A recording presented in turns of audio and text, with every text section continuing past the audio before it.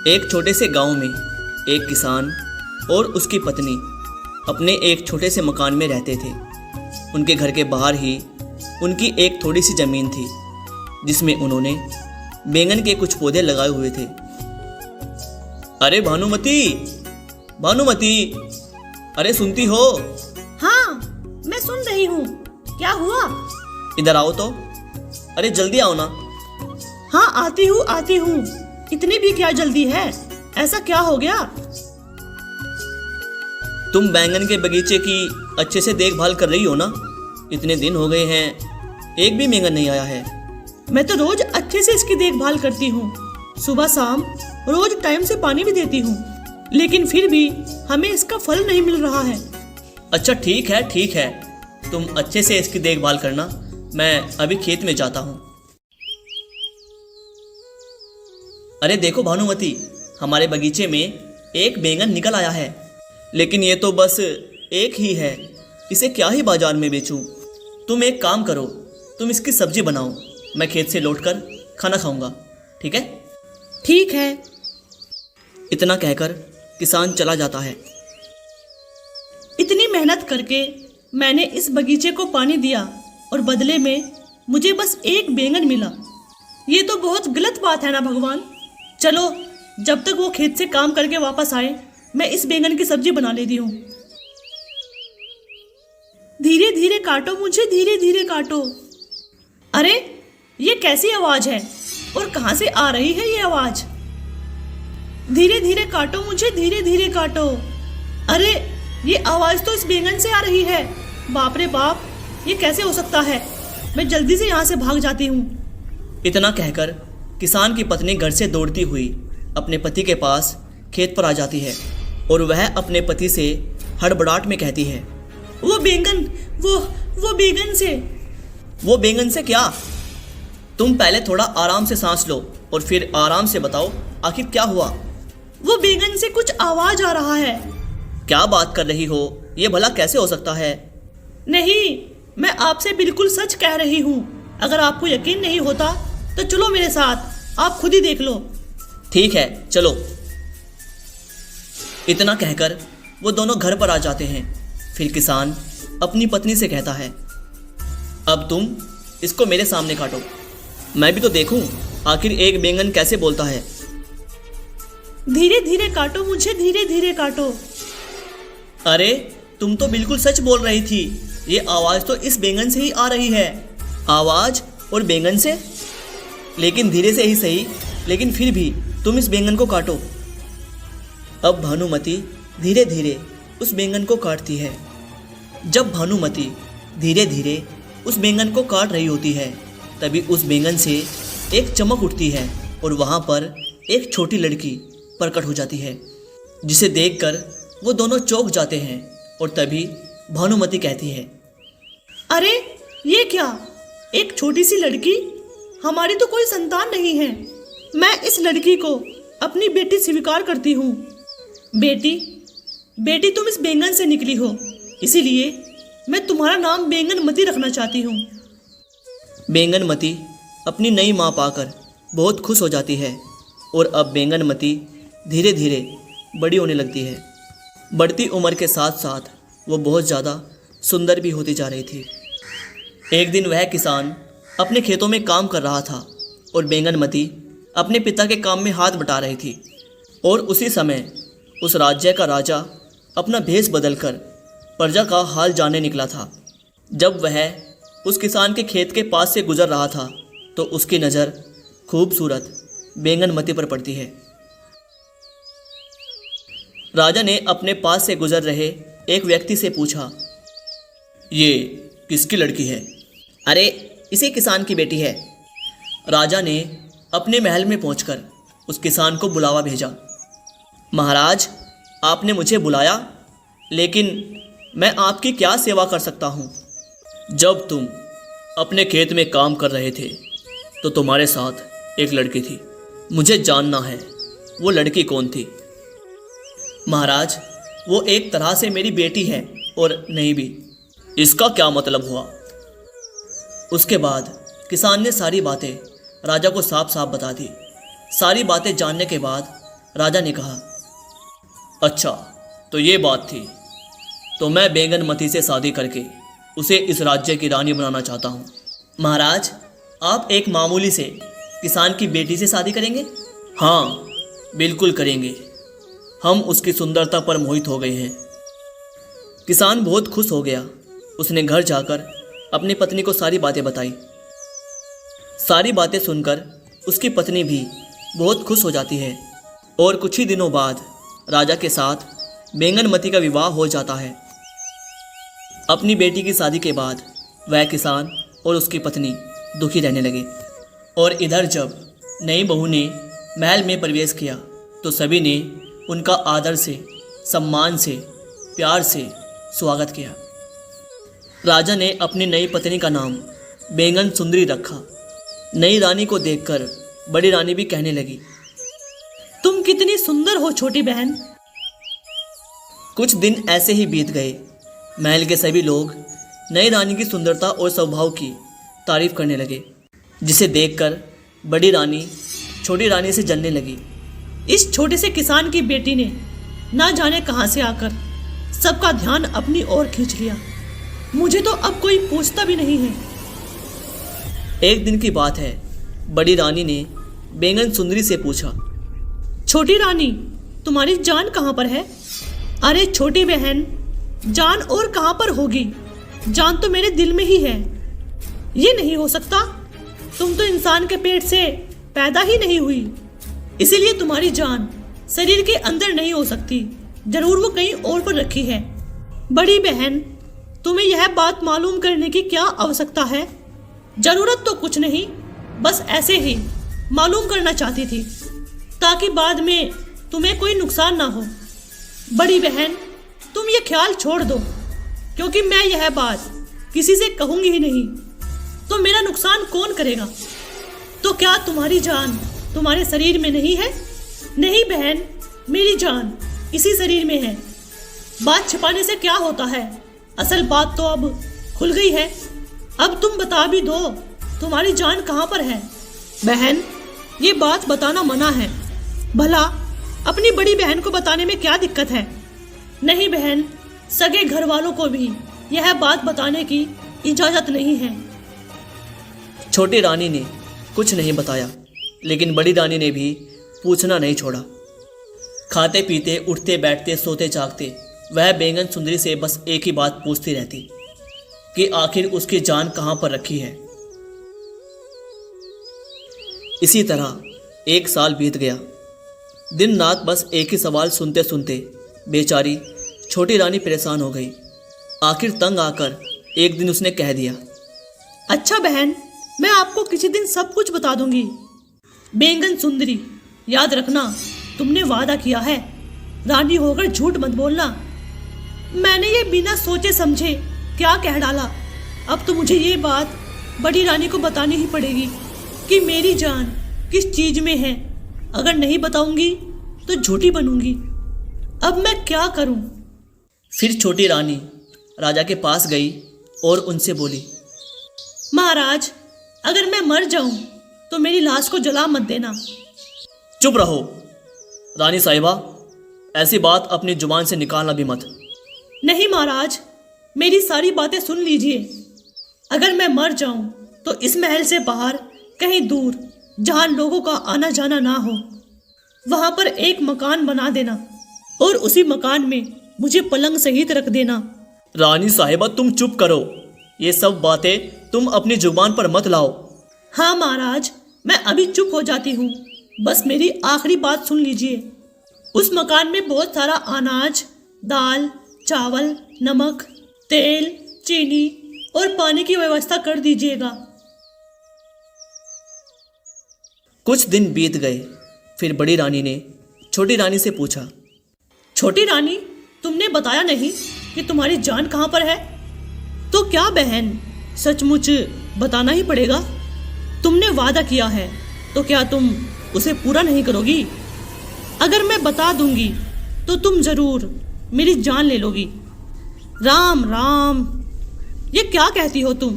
भला मैं ऐसा क्यों करूंगी? अच्छा, थोड़े दिन और ठहर जाओ, मेरे बच्चे को जन्म लेने दो, उसके बाद मैं तुम्हें बता दूंगी। ये बात सुनकर कि छोटी रानी को बच्चा होने वाला है, बड़ी रानी अब और भी ज़्यादा जलने लगी। अगर तुम अभी नहीं बताओगी तो मैं पूरे राज्य में ढिंढोरा पिटवा दूंगी कि रानी होकर भी मामूली लोगों की तरह झूठ बोलती है। अच्छा, तो फिर ठीक है, सुनो। मेरे पिता के खेत के पास एक कुआं है और उस कुएं के अंदर एक लकड़ी का संदूक है और उस संदूक के अंदर एक सोने का डब्बा है और उस सोने के डब्बे के अंदर एक माला है। उसी माला में मेरी जान है। छोटी रानी, तुम्हारी किस्मत बहुत अच्छी है जो तुम्हारी जान को कोई खतरा नहीं है। देखो, वो कुएं के अंदर एक संदूक, फिर संदूक के अंदर एक डब्बा और डब्बे के अंदर एक माला। इतनी महफूज है तुम्हारी जान, फिर तुम्हारी जान कौन ले सकता है। और दूसरी तरफ हम लोगों की जान देखो कितनी सस्ती है कि जरा गला दबाया नहीं, जान निकल गई। खैर, तुम सही सलामत रहो। इतना कहकर बड़ी रानी वहाँ से चली गई। फिर उसने एक दासी को कहकर एक गोटा खीर को वहाँ बुलवाया। देखो, अगर तुम मेरा ये काम कर दोगे तो मैं तुम्हें 10 सोने की मोहरें दूंगी। क्या काम है महारानी जी, आप बस बताइए। फिर बड़ी महारानी ने उसे बैंगन सुतरी के पिता के खेत के बारे में बताया। वहाँ पर एक कुआं है और कुएं के अंदर एक संदूक और उस संदूक के अंदर एक डब्बा। तुम चुपचाप उस डब्बे को निकाल लाओ और हाँ, किसी को कानो कान खबर नहीं होनी चाहिए।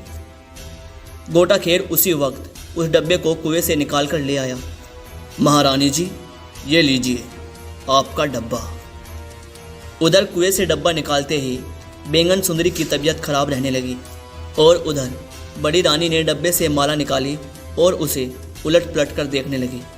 और जैसे ही बड़ी रानी ने वह माला पहनी, बैंगन सुंदरी तड़पने लगी और उसका शरीर ठंडा पड़ने लगा। पूरे महल में कोहराम मच गया। राजा भी रोने लगे।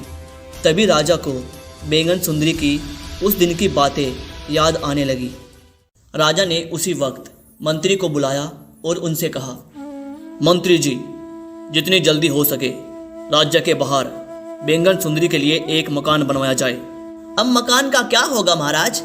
अब रानी के मर्द शरीर को जला देना चाहिए। नहीं, बैंगन सुंदरी की यही इच्छा थी। मंत्री जी, याद रखना, जहां लोगों का आना जाना ना हो वहीं उस मकान को बनवाना है और बैंगन सुंदरी को पलंग सहित वहां पहुंचा दिया जाए।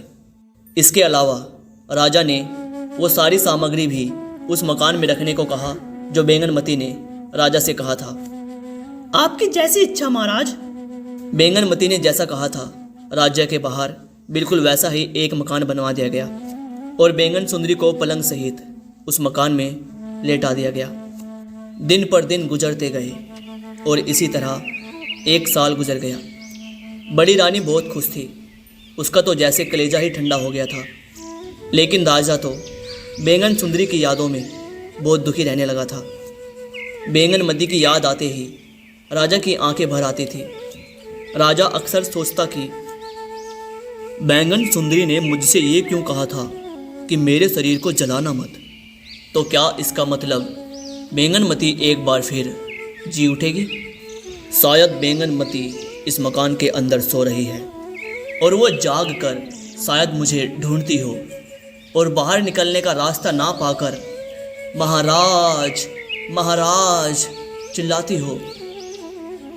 लेकिन फिर राजा को विचार आता कि इंसान एक बार मरकर फिर जीवित नहीं होते। राजा अपने मन को समझाने के लिए बैंगनमती के मकान के चारों ओर चक्कर लगाया करता था। एक दिन उसने सुना कि मकान के अंदर से किसी बच्चे के रोने की आवाज़ आ रही थी। राजा यह सुनकर चौंक पड़ा। अरे, ये बच्चा कहाँ से आया? इतना कहते ही राजा मकान के अंदर चला गया और वो देखता है कि बैंगन सुंदरी पलंग पर मर्द पड़ी है, लेकिन उसके पास ही एक बच्चा बैठा हुआ है। ये सब देखने के बाद राजा अपने महल चला आया और सोचने लगा, हो ना हो ये बैंगन सुंदरी का ही बच्चा है। राजा अब हर रोज बच्चे को देखने के लिए मकान में आने लगा, लेकिन मकान के अंदर कोई नई बात नज़र नहीं आ रही थी। वह हर रोज़ देखता कि बैंगन सुंदरी जिस तरह से पड़ी थी उसमें कोई बदलाव नहीं आया था। धीरे धीरे दिन बीतने लगे और अब बच्चा भी बड़ा होने लगा।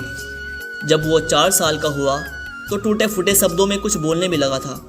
राजा ने एक दिन बैंगन सुंदरी की तरफ इशारा करते हुए पूछा, बेटा ये कौन है? ये मेरी माँ है। तुम्हें खाना कौन खिलाता है? माँ। किस वक्त? रात को। ये सुनकर राजा को बड़ी हैरानी हुई। उसने बच्चे से कहा, आज रात तुम अपनी माँ से कहना कि तुम दिन में क्यों सोती हो और रात में क्यों जागती हो। अच्छा, पूछूंगा। रात में बैंगन सुंदरी जब रोज की तरह उठी और अपने बच्चे को खिलाने लगी तो उस बच्चे ने अपनी माँ से पूछा, अम्मा मेरा पेट तो भरा हुआ है, तुम्हारा पेट किस तरह से भर गया बेटा? राजा जी आज मुझे बहुत सी मिठाई खिलाकर गए हैं और ये भी पूछे थे कि तुम्हारी माँ रात में क्यों जगती है और दिन में क्यों सोती है।